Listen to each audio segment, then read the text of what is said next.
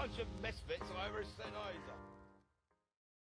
Good morning, Misfits. You are tuning into a special edition Misfit podcast. We are going to be taking a deep dive into the upcoming Misfit affiliate phase that we have named, or at least I have named, Ulysses. I'm going to tell you guys why in this podcast here in a minute. This gets started on Monday, March 24th, and you can head to teammisfit.com, click on the sign up now button, and you're going to have the option of signing up for a 2-week free trial. We're trying to get on as many programming platforms as you guys request. So right now we are on StreamFit, SugarWatt, and PushPress. And if we get enough recommendations for something different, then we will try to make that happen. So if you are a Misfit affiliate or you want to be, and there's a platform that you prefer, please let us know. So Ulysses, here's how this happened. Post Open GPP phase really rolls off the tongue, and it gives Seb a beautiful, concise little snippet to use for marketing purposes. Obviously, that's tongue in cheek. Now, naming things is something that I have enjoyed in the past. And there's been a little bit of swagger jacking, in my opinion.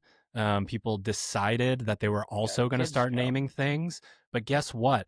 There's no pun. There's no joke. They're literally just like, name a workout, Tecmo Super Bowl, or fucking like Long John Silver's. And it's like, that's not what this is. You are not good at this game.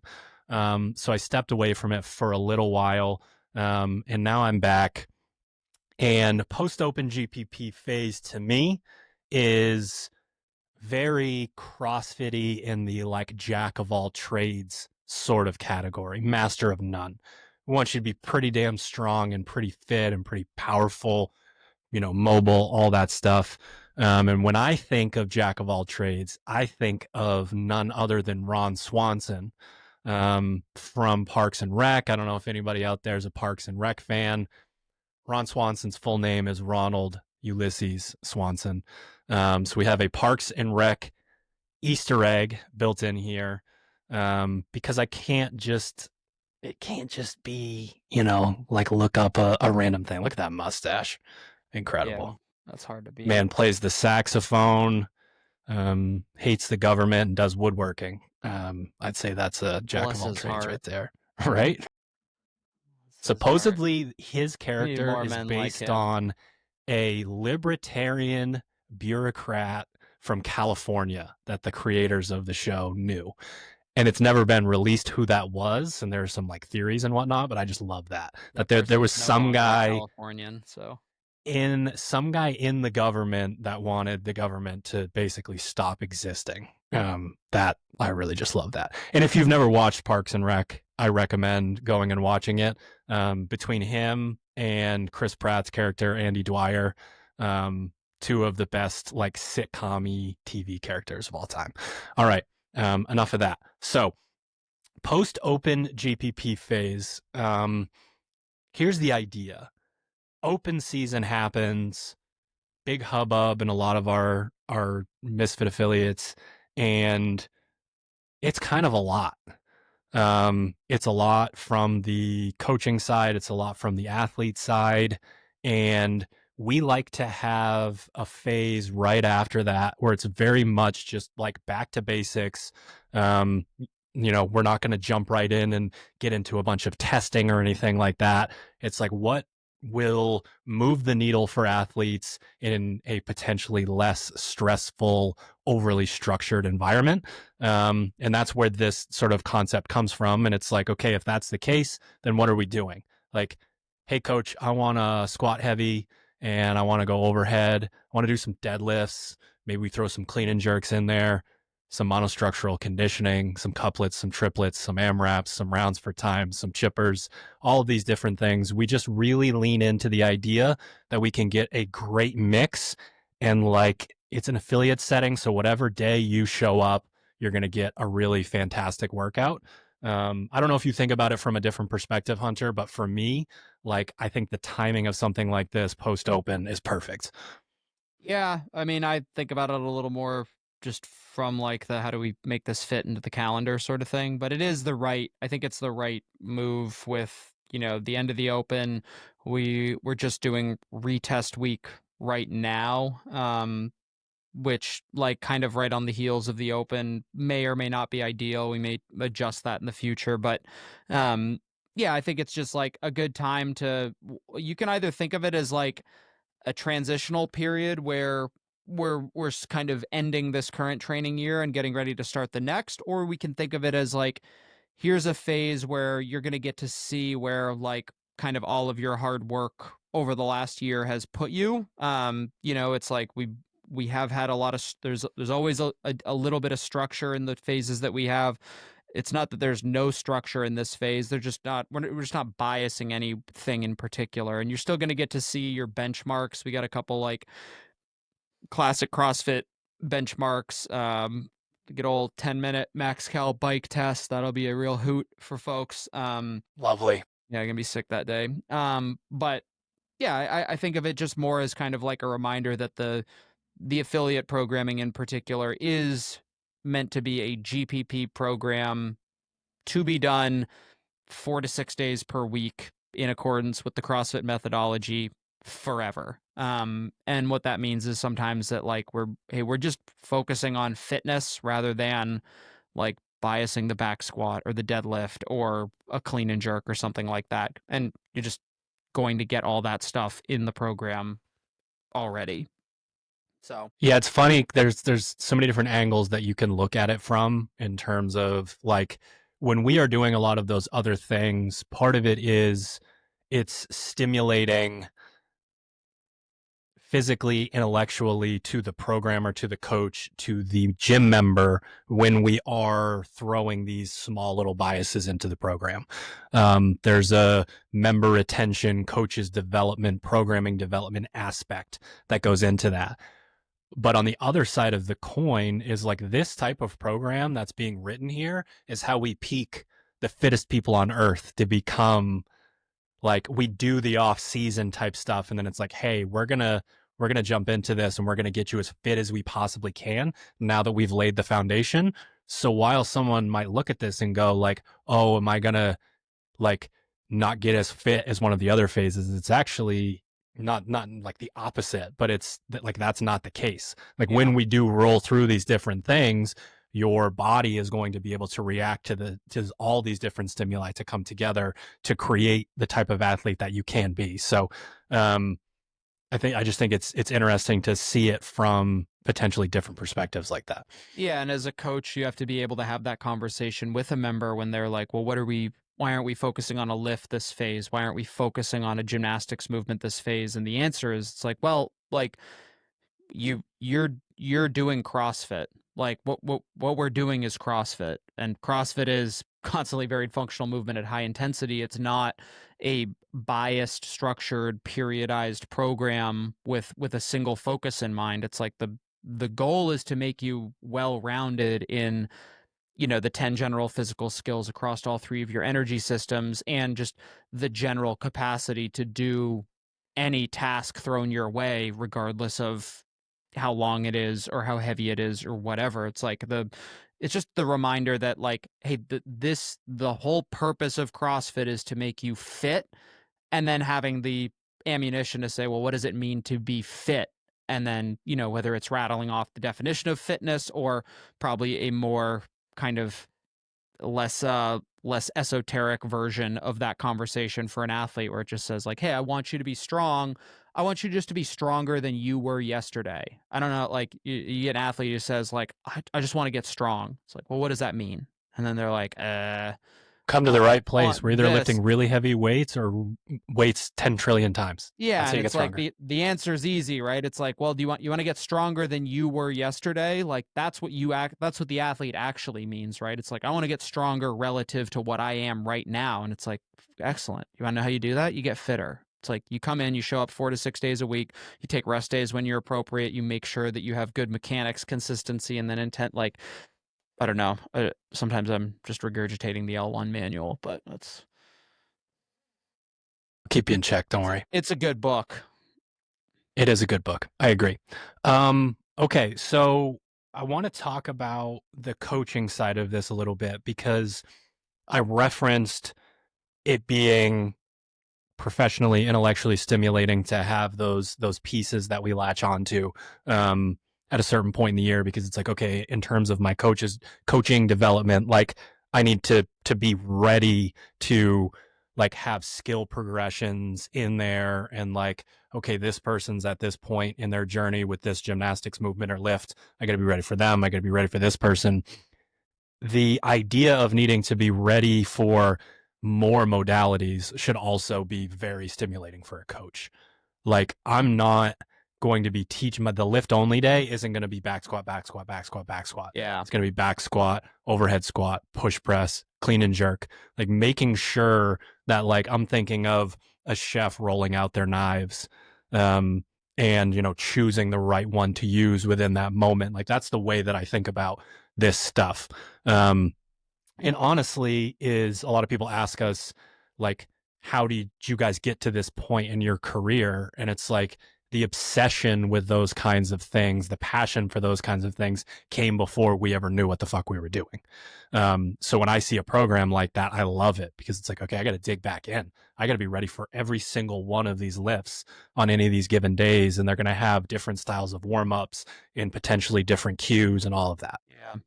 Yeah, more engaging as a coach for sure. I've found it's like there is a nice part to being able to see like, hey, doing the same lift or a similar lift every week or every other week, because you get to see the progress of athletes from a week on a kind of week to week basis, which obviously has its perks. And then there's the positive of being able to like improve your ability to teach, see, and correct in a specific movement when you can get a certain number of reps of it. It's same with an athlete. It's like if I do pull-ups once a month, like, am I actually going to get better at pull-ups? It's, well, maybe not. But from a coaching perspective, it's nice to have kind of that GPP phase where it's like, okay, I do need to be ready to teach the overhead squat this week, and then thrusters on Thursday, and then like, what am I going to do when the workout of the day is AMRAP 10 minutes air bike calories? Like, how do I create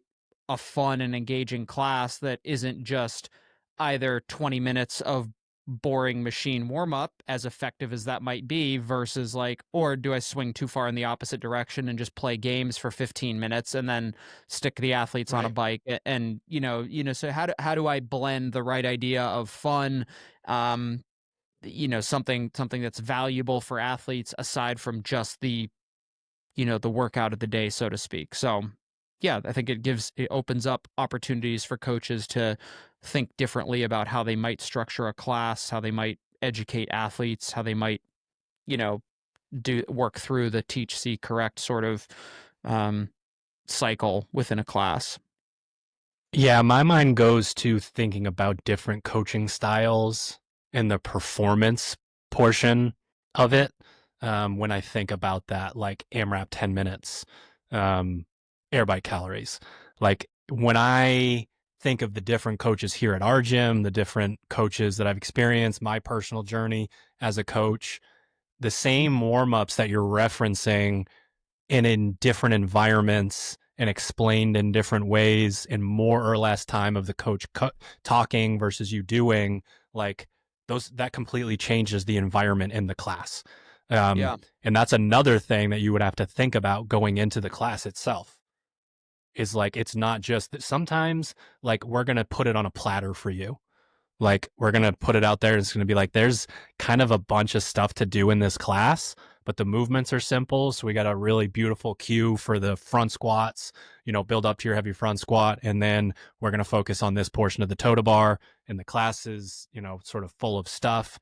That's one thing. But then when you see these other days, it's not just what's the cue. It's like, how is it being delivered? How is it being received? If I'm coaching multiple classes in a day, am I like sort of refining that? Like, that's one thing that's cool to see here, something that Kyle does really well, where he's like, I had this idea and I thought it was X, but it ended up being Y. So like, and he'll relay to the other coaches, maybe try this instead, like that sort of thing. So thinking about the, like, how you are viewing what's in the day and what you're going to do about it as a coach changes with all of these different styles. Yeah, and it changes depending on who's in your class too. The way that I, for me, like a good example is I coach a lot of the 5 p.m. classes here, which are usually really busy. So between 16 and 20 people, It's the only depending class on I how can many staff. hear through my noise canceling. Yeah, Always. it's a loud, it's a rowdy, it's a fun, very social bunch. But the way that I have to work through that class is like almost the polar opposite of how I have to work through a 9 a.m. class or a 6:30 p.m. class, where it's a smaller group of athletes, it's a different vibe, and because of the number of athletes in class, the pace of the class is very different. Like that big class is, I like to think that I never get into a like just kind of group management stage where I'm just blowing the whistle, making sure the things run on time, but there is a greater element of being mindful of how long things take. How many fucking bathroom breaks does everybody need to take before, it's the 2 minutes I give you to use the bathroom and ask me scaling questions is actually 5 minutes in my head, because it's like, this is just going to take longer. This is going to like, it's just the nature of the beast with a larger class. And like, again, do I have 20 people? So it's like, hey, half of the class, you're going to do your kip swings. Let me see them. Okay, now the other half of the class, versus like if I only have 6 people, well, I can watch all of those people at once for the most part. And it's just challenges you in a different way. So don't, when you are thinking about coaching your classes, it's important to think about like we talked about, I guess in the last podcast, which we shot 20 minutes ago, was like who who's this workout for, and like who is, so and from the coach perspective, it's who's in this class and what do these people need. From a coaching perspective, do they need more warm-up time? Do they need more mobility time? Do we need to make sure that there's cool down time, because I got a whole bunch of fire breathers who are going to light themselves on fire, and without time in class to cool down, they will just get in their car and leave and turn into tin men later on that night. It's just like, you have to think about the people that you're getting ready to coach as much as you're thinking about like just kind of the general layout of the class. And being prepared to coach a class is like, it seems like a crazy thing to say, but I know that some people don't do it, is such a game changer for how people speak about your gym, retention, all of that stuff. Like, you're going to have all the stuff Hunter is referencing. Like, as you work through it, it becomes a little bit more innate. But when you're not prepared for it, there are some days where you nail it and a bunch of days where you don't. Yeah. Where you're like, those things add up, and then the class gets away from you, whether it's time or whether it's the attention that's there. And it's like, hey, let's do a week review on the weekend and then a daily review, sort of in the morning before you coach classes. And it changes everything, because you can think about those things, especially if your gym has the like sign up for classes and who's on the roster. I do want to talk about something that is a big change to the program, but potentially not a change at all for certain people. And before I even say what it is, I want to frame it as a retention tool. This is what I believe. This is what I am trying to accomplish when I am writing these things for your gym. Because like a story as old as time in a CrossFit gym, since the Open started, I follow X program during Open Gym. I'm in Open Gym and maybe a couple people train with me and it turns into 0 people. And then I'm either burnt out or want to, do X, Y, and Z. And then that member is not really actually a member in a CrossFit gym anymore.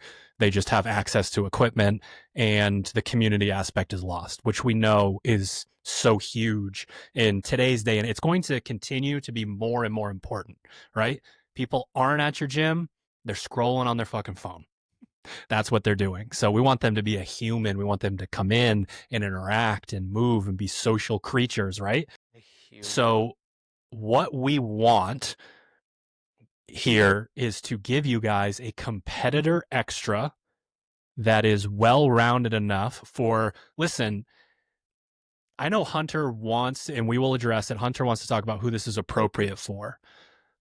I hope that it's appropriate for almost everyone that wants to do it. I don't think that they should do it.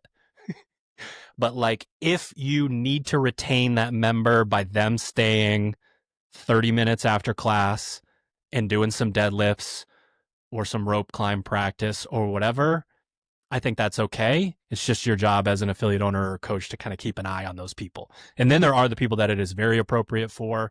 And the retention tool, the concept here is I can give you what essentially amounts to one step below a like professional competitor program, fittest on earth. One step below that, like we can check that box. We're going to do strength. We're going to do conditioning. If there's strength and conditioning, there's going to be a skill. Like this is a very well-rounded program and it all fits together. So I can show up to your class and I can execute and I can be social. Maybe I can even yank a few people with me. Like, hey, are we staying extra today to do the front squats? Or are we going to do zone 2 on our rest day or whatever it is? So it's not that we believe your members need to be competitors. It's that we believe that you need the option to have that retention tool to say, hey, do you want more? And, you know, maybe you have the trust built with them, or you can tell them if they don't need more. But like, do you want more? Here it is. And it fits within the programming. It doesn't clash with all these other things. It's not this piecemeal of all of these different, like 3 puzzle pieces that don't go together. And then you lose them because they get hurt or they don't like the fact that they're squatting 9 days in a row or whatever it is. Yeah, I can, and I mean, I know you can too. We can argue both sides of the coin as to whether or not a competitor extra should even be like provided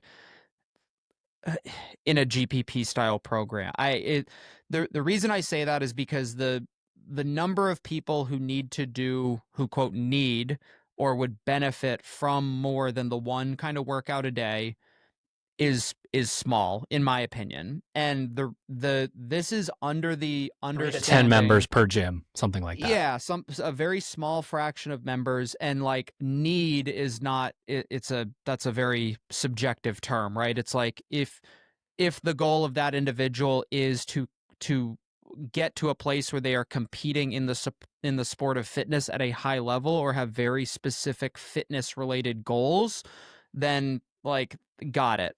The issue that I have is that when it gets provided to athletes, it's either the mindset of the athlete that's like, if it's there, I need to do it, which is a problem, and that's a very common kind of trope that an affiliate athlete might fall into.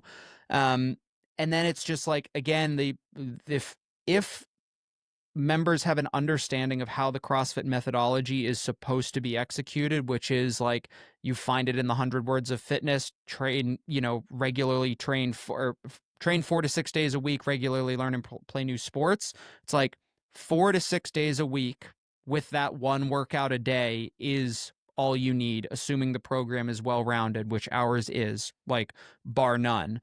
When we start to add additional work, the question, I think, and this is where I think the retention tool, or just from my perspective, it opens up the conversation for an athlete, someone who comes to me and says like, hey, what's the weight on, what should I do about this competitor extra? What's the stimulus here? And it's like, well, the stimulus is, I need you to show me your macros. That's the stimulus, so it's what it Sure. does for me as a coach is provide an opportunity to ask the athlete, like, well, what are you, like, why is it that you feel the need to do more work? And is it because, and if the answer is because you want to get fitter, then I'm going to go, it's like, okay, well, so like, let's remember kind of the hierarchy here of how we obtain fitness, which, like, how's the nutrition? How's the sleep? How's the hydration? We just finished up a nutrition challenge where like athletes made, with so many examples of athletes getting fitter in the gym despite changing nothing about their training and only changing their diet to meet what was pretty close to a 40-30-30, like traditional kind of CrossFit recommendation. And it's just like it doesn't take long for you to poke holes in the athlete's plan, and in a lot of ways the athlete just wants to do more work, and it's like, okay, like maybe that's just it, but making sure that like there's a level of accountability as a coach to say like, hey, like, here, you want to do extra deadlift work? I got it. But here's the reality, like, you don't deadlift very well to begin with. So like, let's not do a thing that you don't do particularly well more and worse. Like, if we're going to do this, like, Yeah. let's spend 10 minutes like actually learning how to hinge properly so you use your posterior chain. I think that conversation doesn't happen. I don't think the conversation about nutrition, about the other stuff that's actually going to move, that's at the actual low-hanging fruit for an athlete, I don't think those conversations happen. And it's just so much easier. It's so much more exciting for an athlete to just say, like, let me just do another workout. It's like, this has to work, right? And it's like, it'll work for a period of time, and then it won't, and then we'll be back in the same place that we are. And it's like, again, we tell this to competitors, like, if we're talking about moving on to like the competitive, like into the competitive realm, it's like, there's not a single high level competitor that doesn't know exactly what's going into their body, that isn't sleeping the requisite amount to recover fully, isn't doing the things like the cool down. It's like, how many affiliate athletes do you have who warm up and cool down properly and do mobility that they need to do? It's like, I can count on 0 fingers the number of people like who fit that requirement. So using the competitor extra, I just spent a whole lot of time talking shit about it, and that's not the point. The point is to use it as an avenue to have conversations with athletes about like what it is that they're trying to get out of doing additional work, and then helping them kind of come to the realization that like, yep, this actually is appropriate for me and my goals, or oh wow, there's a lot of other just super basic things that are going to move the needle way more for my overall fitness and health than doing some additional power cleans. So I think it's important as a gym to have the option to provide athletes with, to say like, we do have this as an option, and it makes sense with the rest of the program from people who have written affiliate and competitive programs for over a decade. Um, it is on you as the coach to make sure that the right athlete is doing this at the right, in the right time, and is also just doing the other things that are necessary to actually move the needle for them. Yeah.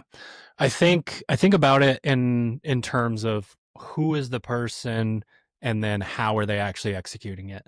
So at the very base level, if someone wants extra work, I'm going to that zone 2 cell. Yeah, I was going to Every say. Thursday, every single Thursday is written as a makeup day because we don't want more than 5 competitor extras. 5 is the amount of days in a week that we would want somebody training.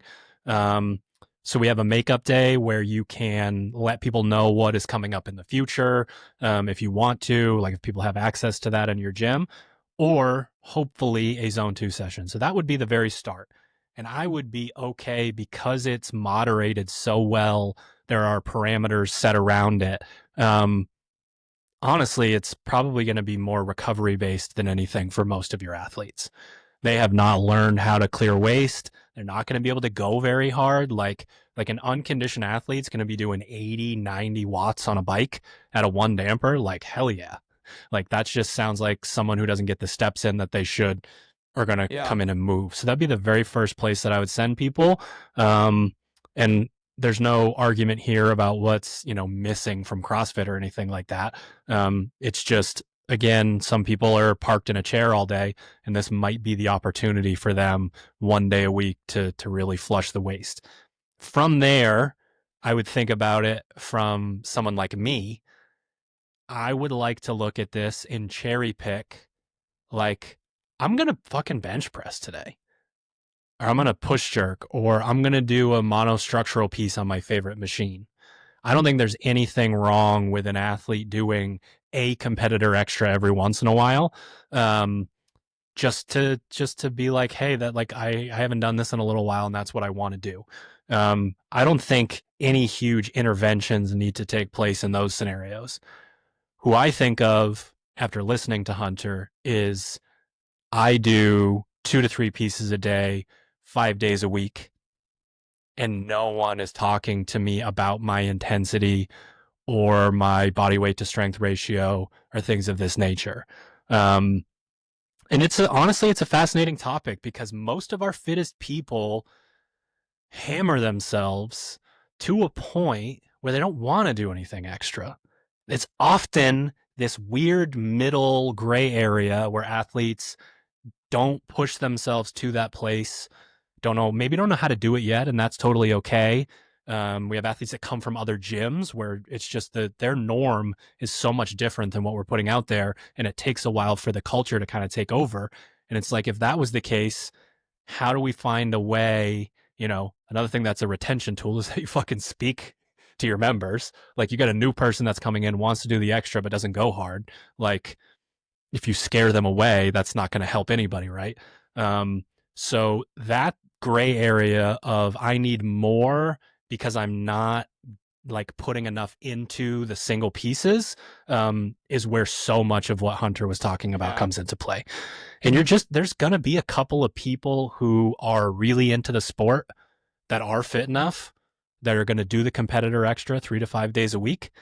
And it's going to be a very small percentage of the population. And it's like, you let them cook, keep your eye on them, when they're doing certain things, especially if they're coming from other gyms. We have, people show up that are competitors, and it's like, shit, man, I could probably add 30 pounds to your split jerk just by telling you how to do it versus you doing a competitor extra, like that sort of thing. So, that's where my mind goes when I think about it. I think there's unique circumstances for a bunch of it. So I think encourage a zone 2 session, make that part of the culture, which isn't hard to do when your members see a coach outside on a machine, getting their tan on with a Bluetooth strap. They're going to want to know what it is, and they're potentially going to join in once a week, which is super cool.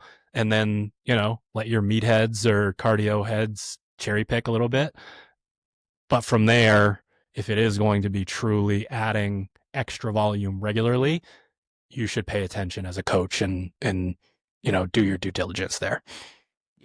Yeah, and I think I don't know, you can probably speak to this a little bit more. I think there's this is occurring as we're recording the podcast. These programming changes have already kind of occurred, but especially with this upcoming phase, you're going to see we previously wrote our competitor extras with we still had to make this a well-rounded program, but we also coached a class that was 90 minutes long. And by nature, we had to make sure that the training piece was doable within a 90-minute class, just for the sake of, the members, their schedules, and like what we're promising them from a product standpoint. The the pieces now are not like, and I don't think like I don't know of any gyms that follow our program that also had that 90-minute class and were doing it the same way that we were, which for us, it also just made sense to like, we are no longer running that class for a variety of reasons. And it's been overall positive. But now we can provide like, hey, now we actually have training pieces that we believe for the right person are actually going to really move the needle for them if they want to jump into, they really want to move up in the open. They are doing the right things with their fitness and their recovery and their nutrition and stuff like that. They are doing the right things. It's like, now we have training pieces that I don't want to say the old previous version was not good, but it certainly didn't. What we have now provides that for the athlete. It might take longer than 30 more minutes to execute versus, you actually going to have to come into open gym and take a little bit longer. And it might mean you're in the gym for 2 hours, in a 1 hour class, and then doing the competitor extra before or after. And that's okay. And I think that's necessary if you are somebody who's serious about competing, but kind of a barrier to entry, right? Yeah, it has to be, right? There has to be a jumping off point. And to what you were saying about the zone 2 work, like, if you do have if you're a coach and you have athletes in this camp, it's like, add one of the competitor extras a week for a couple of weeks, and then add a second competitor extra for a couple of weeks for that person, and just linearly progress in that manner. But again, I think that now that these pieces are unconstrained by our class schedule at Misfit Gym Portland, we can now see like some pieces that'll really help move the needle for athletes who are qualified to do additional work and really want to improve in that regard. So I'm looking at week 1 right now, and I want some feedback. I want some like spies from people that listen to this podcast on their members. Who says they want extra work, but does the aerobic mixed machine on day 1 versus the bench press and the power clean on days 2 and 3, right? yeah, I can. I got to. Ooh, oh, it's overhead squat. I was gonna say if that was squat snatch, that might be the first one. I see. Yeah, I see power clean volume singles finding their way into Yep. the first position. Bench press, but that's a into trick 2. because that's fucking cardio. You'll find out. Yeah, that is a trick. Those are fun. But power cleans, man. Who can Right? fucking resist a power clean? Nobody can resist a power And clean. how to trick a meathead. Tell you what I can resist is 7 minutes for rowing calories. That's what I'm allergic to it all of a sudden. I'm allergic to the competitor extra on Monday, but Interesting. yeah. Interesting. So yeah, you guys are going to notice if this is something that you use, you're going to notice a fairly big difference. And one thing that's fun is a lot of these changes need some like testing ground. And there are remote coaching clients who, because of the gym that they go to or the gym that they work at, do actually follow the affiliate programming versus something like Hatchet or MFT, if you're familiar with our competitor programs. And then this style of programming is added to it in a bit more of a personalized way, but it's the same concept. It's okay, we're going to need a little bit of monostructural conditioning. We're going to need to get those muscle up sets in, a little bit of handstand walking, a bunch of lifting on the days where it's conditioning only. And guess what? It works. Like the buy-in is there because those people are continuing to go to class. In that environment, like your success rate is just going to go through the roof as a competitor, because month after month after month of training by yourself and digging into this is for the absolute tip of the spear. And that's just a totally different context. It doesn't really have a whole lot to do, honestly, with the affiliate. Show. So, here's what's interesting. I'll preface this by saying we have Hunter on the podcast who we announce a new feature and he tells you not to use it. Fuck. That keeps that keeps the balance here. I think that gives validity to, like, we aren't trying to sell you something before making sure that it's the best that it can possibly be. But when I think about the affiliate programming based on numbers is the like diamond in the rough at Misfit Athletics, 100%.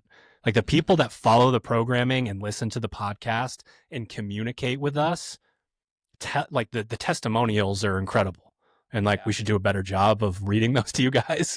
But people get fitter and the community buys into it. And it's a very special program, and getting the feedback from the coaches, and the affiliate owners and all that stuff is incredibly helpful for us. But I would say, like, in terms of, again, use just numbers based, like this is a very special thing that we do that on, like, by comparison is followed by significantly less people than it probably should be. And yeah, I think it's a very well-rounded program, and it's something where we like really like truly dig in. And we have our laboratory here. Like maybe that's the one of the reasons why.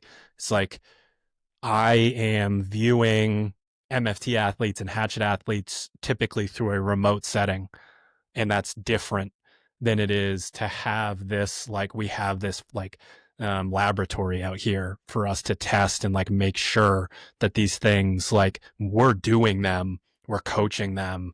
And if it didn't work, then we'd be screwed on multiple levels, basically. Yeah, that's 100% how I view it, because I, do have athletes who follow the competitor programs, but, short of, it's different seeing scores in a spreadsheet and the occasional video than it is literally coaching and watching the workout that you wrote get executed in maybe the way that you expected or maybe the way you didn't expect. And it's so much easier to audit, kind of assess, re-engage a little bit, and just make those changes to make the program what it is. And um yeah, I think that's a huge part of the reason. The other thing too is, like, ultimately, like, we can talk about how exceptional the program is, and like, damn, look at those weights and those rep schemes and those AMRAPs. It's like, that's fantastic. It's like, it's only fantastic if the coach is executing the intent properly, and that comes through experience, that comes through, leveraging like the Discord, where you can ask us, like, hey, what the fuck were you guys thinking when you wrote this? Like, how should we do this? And just experience of, like,